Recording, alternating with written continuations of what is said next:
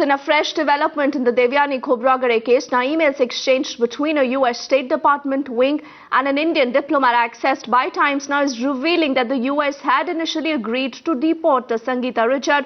Then what really transpired, what really led to this change of mind?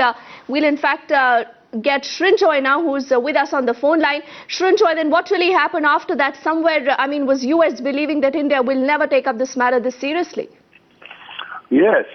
That is the thing, because America had initially agreed to deport Sangeeta Richard, but there seems to have been a change of stance and a change of position. America has not explained why that is so. What is it that India did that allowed America to do it?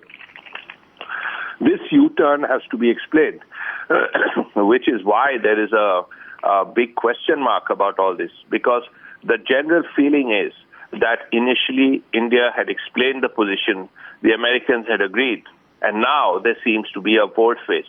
Now, why there was this volte-face, what led to it, is not very clear.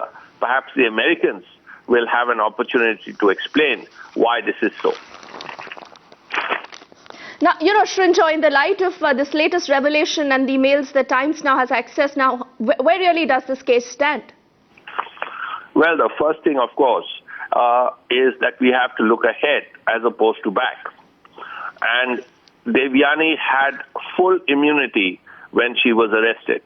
So the first thing that America has to do is take note of that she was arrested when she should not have been arrested, when she had full diplomatic immunity. That's the first point. The second is that the paperwork necessary to provide her with full diplomatic immunity in the immediate future has already been initiated. And if it has not happened, it is because the State Department has been sitting on it, talking about Christmas and New Year and so on.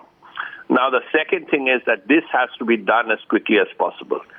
The third thing, of course, is that the charges have to be dropped, keeping in mind the fact that she was charged when she had full diplomatic immunity in the first place.